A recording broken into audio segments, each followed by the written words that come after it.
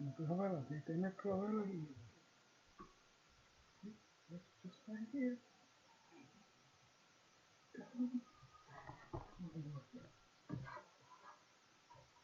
When will I get home from this?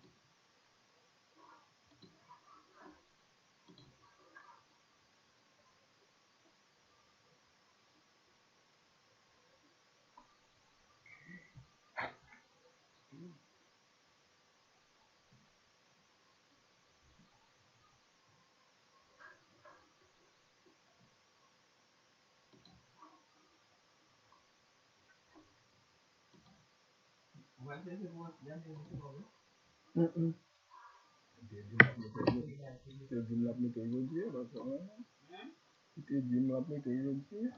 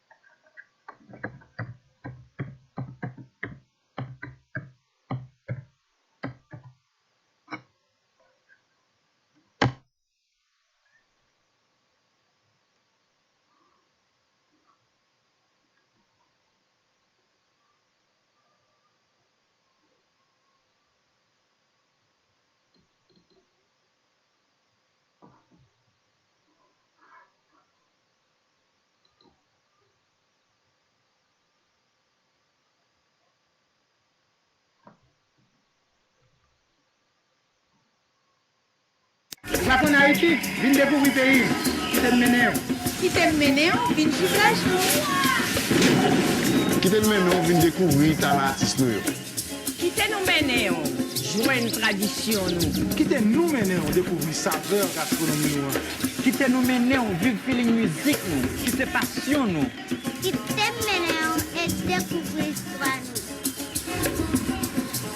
Come to Haiti. You don't know me, but I paid to get this message on here to warn you. Maybe you've heard recently about new laws making it harder to use cash, millionaires hoarding dollars, and strange movements in the stock market. These things are connected, and soon, according to at least one economist, the missing link between all of them will reveal itself and change the way we live in America forever, from how you pay for your groceries and gas to how you keep your money and your family safe. To date, no major media outlet is talking about this, and our leaders in Washington refuse to connect the dots. But recently, an economist who runs a near billion Once again, thanks for coming.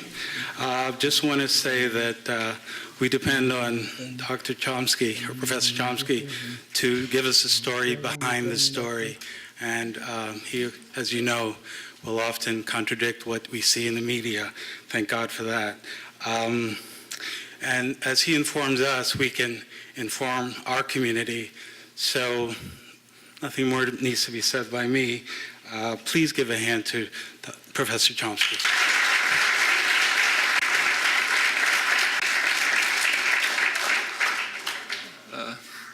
Yes, please, in the Q&A, bring up anything. I mean, I've been asked to talk about Haiti, so I'll talk about that, but lots of other things.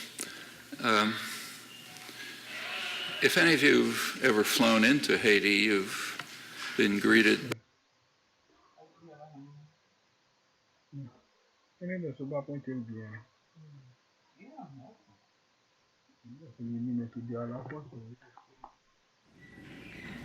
Hi,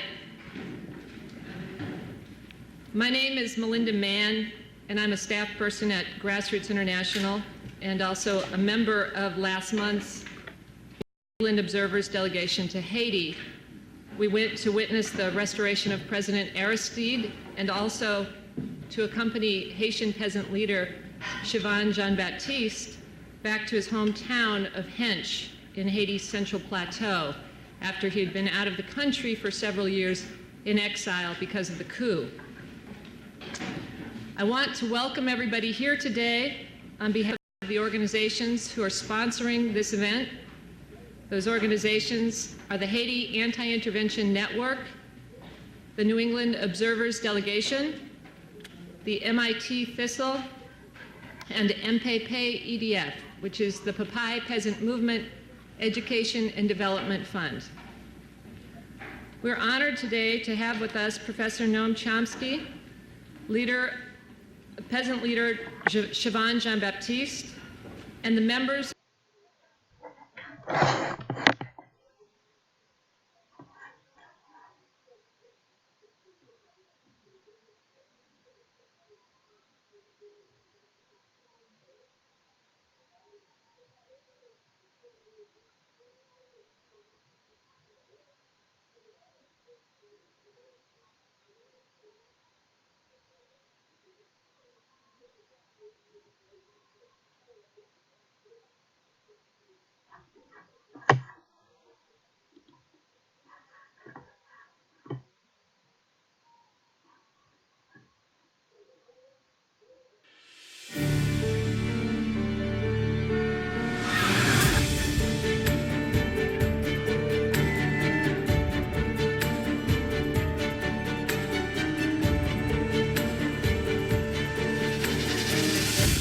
Nobody gets away with what you did.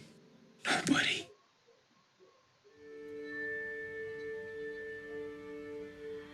Do you ever feel like your life has turned into something you never intended? I'm worried about you.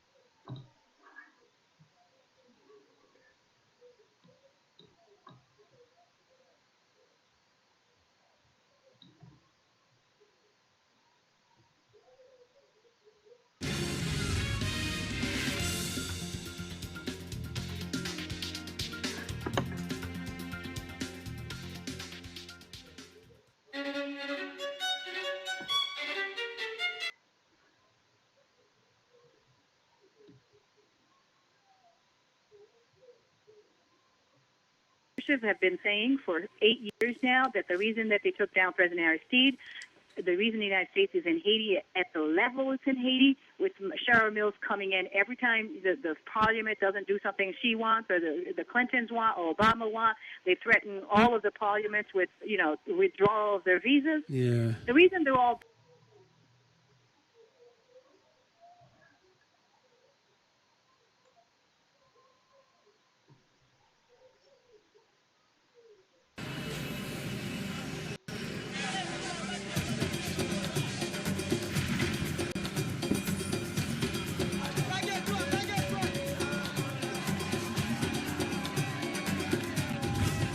On the 29th of February 2004, a popular president of a Caribbean nation came face to face with powerful forces. When the U.S. designed its model of democracy for us, the thing that it feared the most was a popular leader. This is an absolute no-no.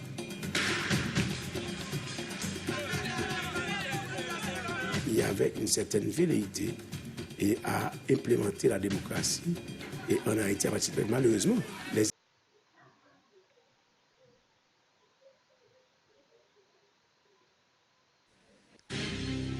October 17, 1989, San Francisco's Loma Prieta earthquake registered 6.9 on the Richter scale. There were 63 casualties. February 27, 2010, the Chilean earthquake registered 8.8, killing over 700 people. January 12, 2010, an earthquake struck Haiti, registering 7.0, about the same size as the Loma Prieta. Yet, almost 250,000 people lost their lives. The question is, why? We talked to Lisa Faulkner, founder of Children's Hope and a longtime Haiti advocate. Why is the devastation so much worse in Haiti than would have literally happened anywhere else in the world? That's the real story, and that's the story that hasn't really been told.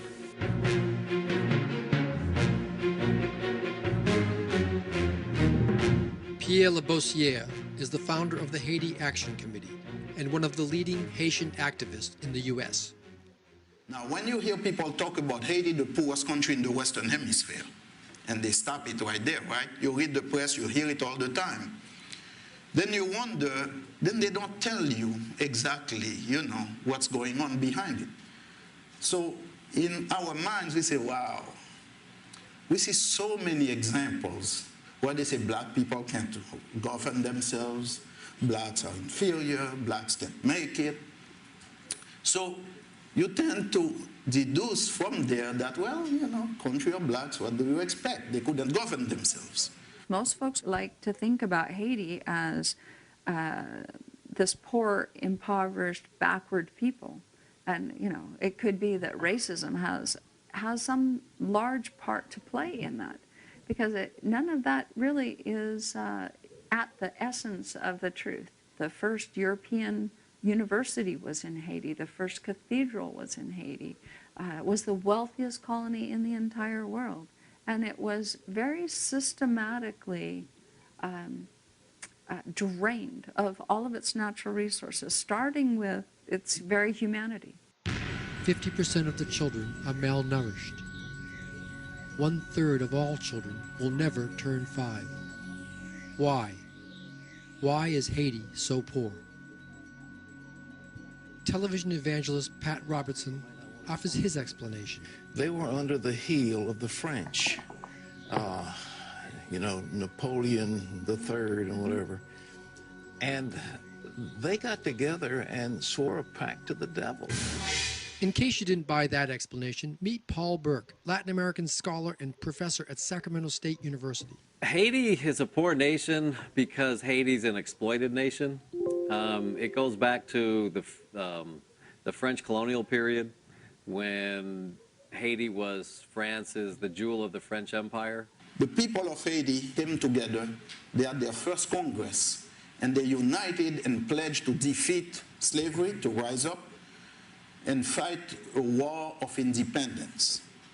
And after 12 years, they succeeded in defeating the troops of Napoleon. This was major. Napoleon's army fought desperately to hold on to Haiti. But Toussaint Louverture, the Haitian independence leader, defeated Napoleon's army.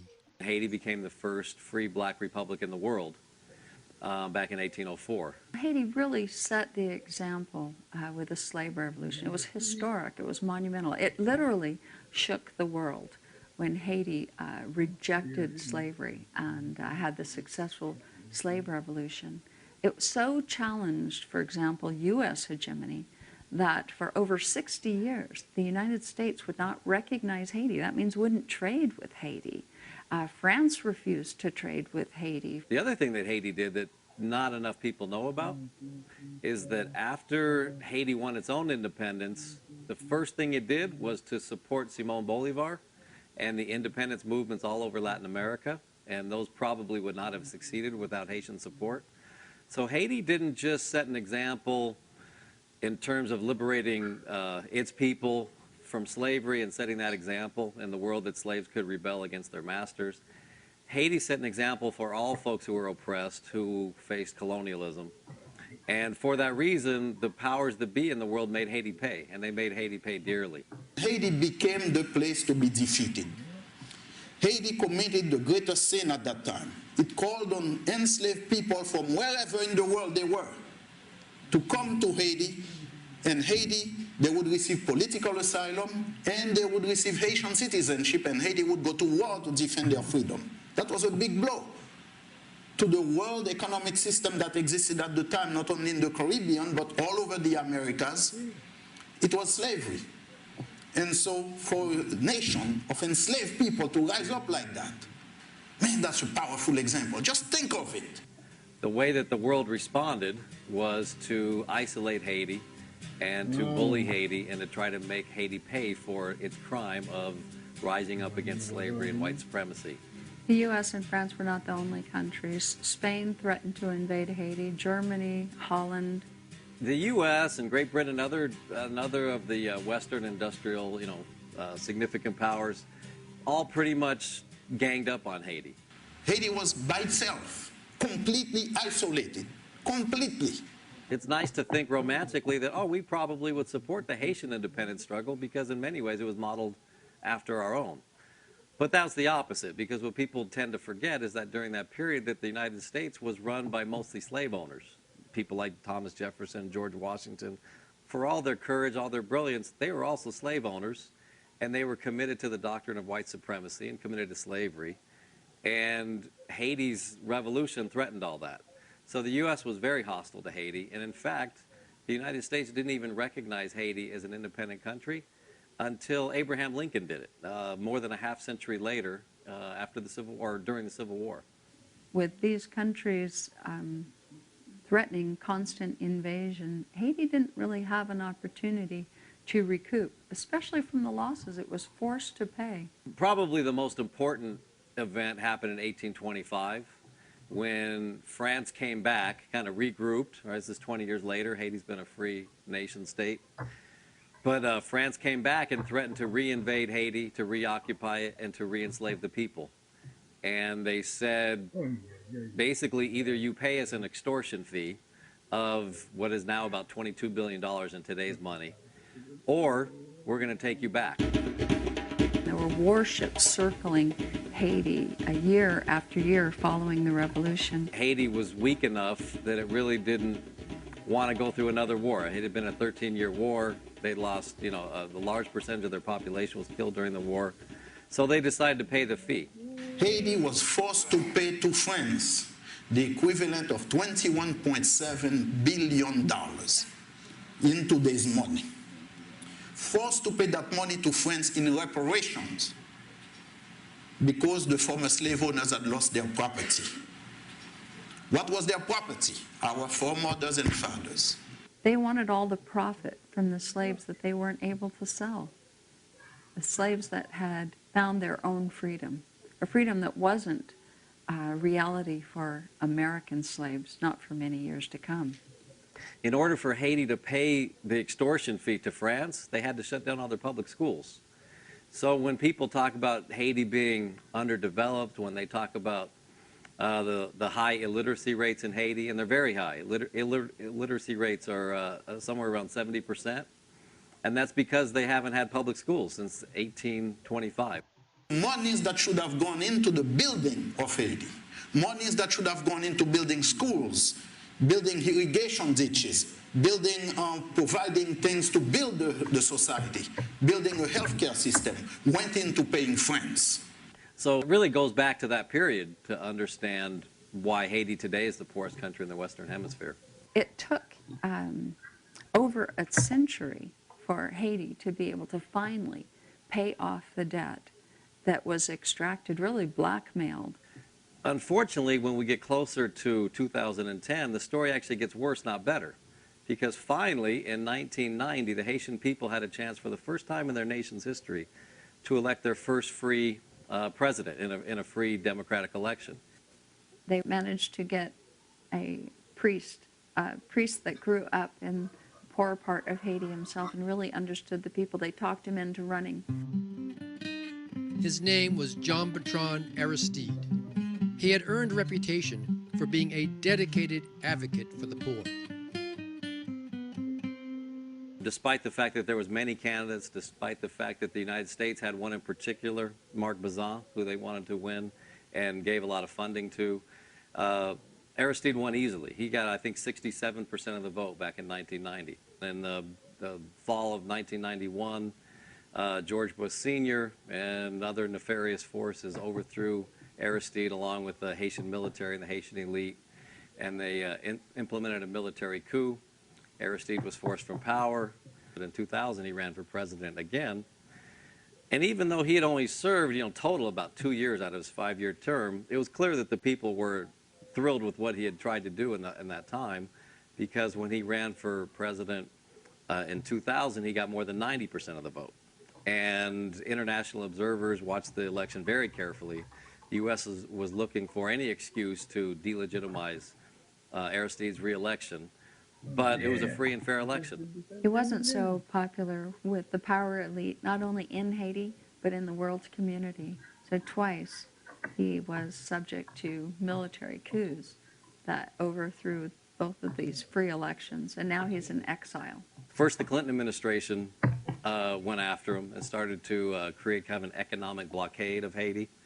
And then when George Bush Jr. took over, then he continued it and intensified the campaign to destabilize the Aristide government.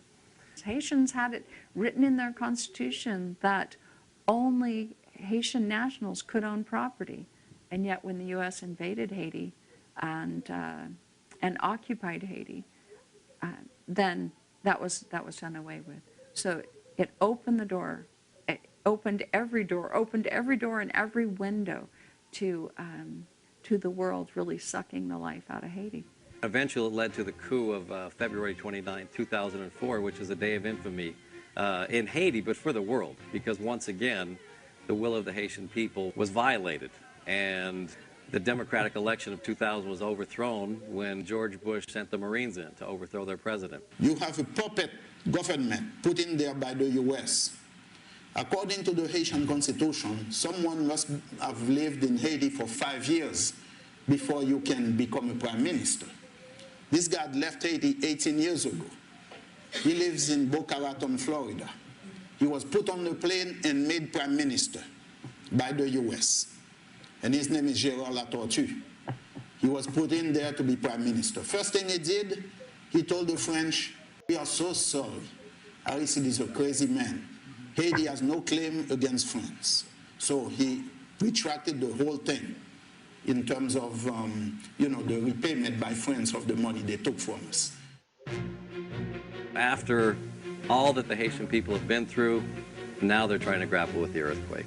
The French Revolution, the American Revolution before the French Revolution, and the Haitian Revolution. The first two are very well known and talked about and celebrated in movies and what have you. But the Haitian Revolution is hardly talked about.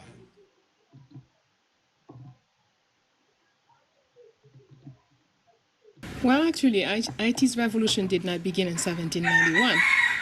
It began the day the first white person went to Africa and began to kidnap people in Africa. They did not just sit down and let themselves be taken away. They fought. They fought all the way to the boat. They fought on the boat. They killed themselves throughout the trip. They killed themselves as they get off the boat or killed whoever was tying them up. So the fight began the day the aggression, the kidnapping, the slave mentality began to capture people. Now, and the fight went throughout, everywhere. It's not just Haiti. That's another false idea that Haiti did a revolution. But Jamaica fought a lot more than we did. Cuba has much more revolts than we did.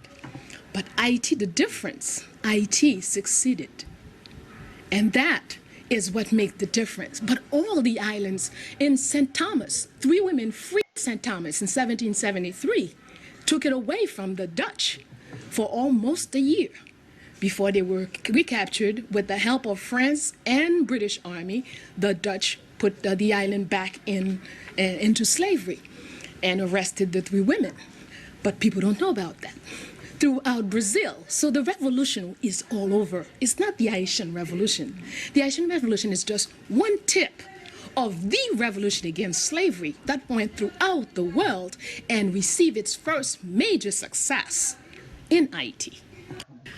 I would have to say, in the last period, the last string of battles that began in 1492, we have to take 3 characters, 3 major people and their surrounding. We have to take, if we take the man, we'll have to take Bookman Duty, who's from Jamaica, whose mother was a great revolutionary woman, was a Muslim woman.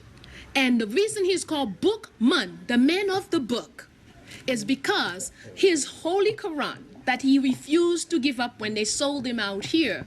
So the slave maker burnt the book on his skin. So he was all burnt up all in here, but the mark of the book stayed here. Why? Bookman. And since he was purchased by Mr. Duty, then his name became Bookman Duty, the man of the book of the duty. Now for us, there is no such thing as chance and hazard. So there is a reason why this man, who's going to come from Jamaica, grow up here, become from a Muslim to a Unga, participate actively in giving, being what do you call, a tremplin, being what you jump over to push the last battle, if you want, to spring, to propulse, okay, the last battle. So this Bookman Beauty, what is he going to say to us? He's going to say to the Haitian people, God who has created the sun, who governs the wind, the clouds, he is your father. And he demands that you put an end to this thing here. You must avenge the wrong that has been done to you. Now, we have no other word from Bookman but that one speech that he did on August 14, 1791. So this is the man who brought the word, the clarified word that must be materialized. Fine. And of course, with this, a whole string of fighting and activities begun towards the final march for freedom. Now we're going to go to step 2. We're going to get to a man called François Dominique Breda, born so-called in slavery. But I say no, he was born out of slavery, but when purchased, as they usually do, they changed his name to François Dominique Breda. Fine. He is going to grow. As he began to come into himself, he gets rid of the François. And what is the meaning of the word François? François means that which belongs to, is relative to France and its people. He gets rid of François. We find him Dominique Breda. He continues to fight. He gets rid of Dominique. And we find him Dominique, which means born on a Sunday. And we find him Toussaint Breda. And he gets rid of Breda. As he comes to full knowledge of who he is and take his role as the one who opens the way and traces the road to independence, we find him Toussaint Louverture. Toussaint, the one who has the powers of all the saints, l'ouverture, to open the way. So, as we step 2, he does his job of opening the way and tracing the road. What do we find him doing in the last minutes, the last days of his existence here? We do not find Toussaint fighting to stay in power. We do not find Toussaint begging Leclerc to keep him here. We find Toussaint fighting so Dessalines will be named a divisionary general. We find him fighting for Christophe to have another rank. We find him fighting to place everybody where they should be. And his last word here in Gonaïves to his godfather, Pierre Simon Baptiste, when Pierre Simon Baptiste asked him, Toussaint, so you leaving us here? Toussaint smile and say, don't worry, everybody's in their post. The victory is already there. And he stepped onto the boat. So then, Toussaint accomplishes his mission and goes. And then the next person steps on. It is what they call history, which we call our story, which is the story of all life forms on a particular space. So, the R story is a string that goes on forever. There is no cutting this string. So, Toussaint does his work, and the next guy step up to lead the work of the people that are involved. People from Jamaica, people from Grenada, people from all over the islands have found ways to come in and participate. African Americans from the United States have come here and fought in this battle over here. But all of this is sort of obscured when you have these individual type situations. Women, Toussaint Louverture says to us, women represent more than a third of all